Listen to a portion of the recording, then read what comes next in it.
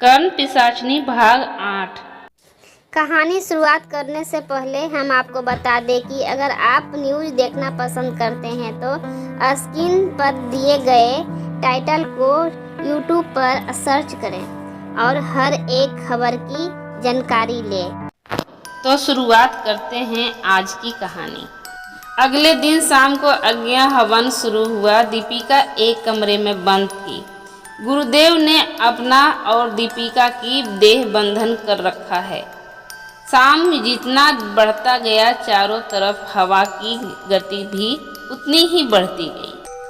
हवा की वजह से आसपास के पेड़ों की शाखाएं टूटने लगी। इधर दीपिका भी कमरे में बंद छटपटाने लगी। घर के चारों तरफ 3 दिया जलाया गया है। गुरुदेव अपने गंभीर आवाज में मंत्र को पढ़ते जा रहे थे।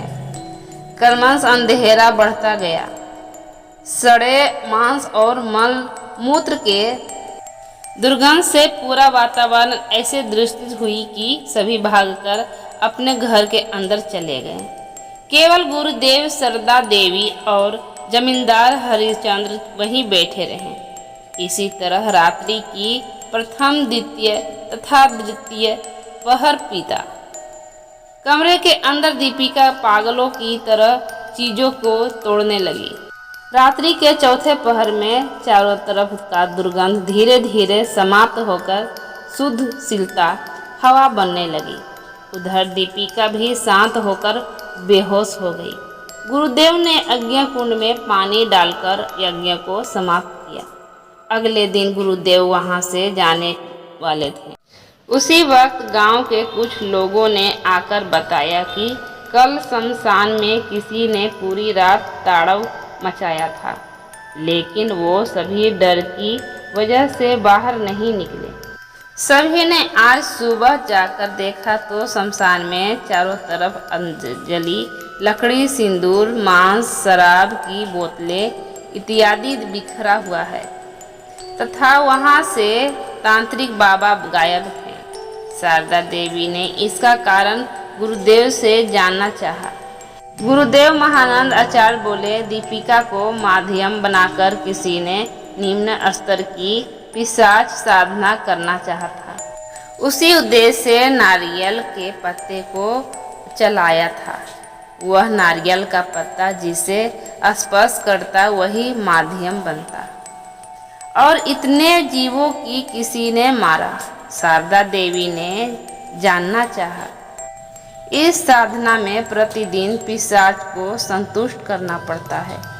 दीपिका को माध्यम बनाकर तांत्रिक वही कर रहा था, लेकिन इस बार के लिए नहीं हुआ। और वैसे भी ऐसे लोग जहां बाधा पाते हैं वहां वादना नहीं करते। इसलिए बड़ी माँ, आप निश्चित रहिए। महानंद आचार्य ने अंतिम बार उसी दिन गोपालेश्वर को देखा था। इसके बाद बीत गया लगभग 20 साल। हाँ, सोनपुर के उस घटना को पूरे 20 साल बीत चुके थे। इसी बीच दामोदर नदी से बहुत सारा पानी बह गया। कंकालितला के घटना से गोपालेश्वर फिर महानंद जी के दिमाग में लौट आया था। विजयकांत द्वारा पिशाच साधना दर्शन करने की घटना को कुछ महीने बीत चुके थे। जिस गोपालेश्वर ने इस बार कर्ण पिशाचिनी साधना में असफल होकर कंकालितला को छोड़ा, उसी के बारे में थोड़ा जान लेते हैं। गोपालेश्वर वर्तमान में करीमपुर के पास रहता है। जंगली नदी जहाँ भगीरथ नदी गंगा नदी में मिला है, वहाँ के महाश्मशान में उसने डेरा डाला है। घर को छोड़े हुए उसे 35 साल बीत गए। शुरुआत में एक तांत्रिक का साथ पाकर उसका पथ ही बदल गया था। उस तांत्रिक ने कर्ण पिशाचिनी साधना में सिद्ध लाभ हुआ। उस तांत्रिक में कई रहस्यमयी शक्तियों सही भविष्यवाणी करने की क्षमता थी। गोपाल यह देखकर बहुत ही चंभित हुआ था। पंडित राम के घर में हमेशा ही सुख की कमी पर मेहनत ज्यादा था। यह देखकर गोपाल ने मन ही बना लिया था कि उसे पिशाच साधना करना ही होगा। उसने इस साधना को प्रभाव और अर्थ को कभी समझना नहीं चाहा। वह केवल शक्ति चाहता था, जो उसे आम मनुष्य की श्रेणी से कई गुना ऊपर ले गए। माँ की मृत्यु से यह पथ और सरल हो गया। के साथ उसका कभी नहीं बनता, इसलिए उससे डरता भी था। उसकी शुरुआत जब पिताजी को पता चल गया, तभी वह समझ गया था कि यह घर छोड़ना ही पड़ेगा। छोड़ना नहीं पड़ा, पिताजी ने ही भगा दिया। उसके बाद इतने सालों में उसने कितने ही तांत्रिकों को अपना गुरु बनाया, उसे याद नहीं। इतने सालों से उसने बहुत सारा त्याग किया है। जितना संभव था उससे ज़्यादा खुद को गंदा बना लिया।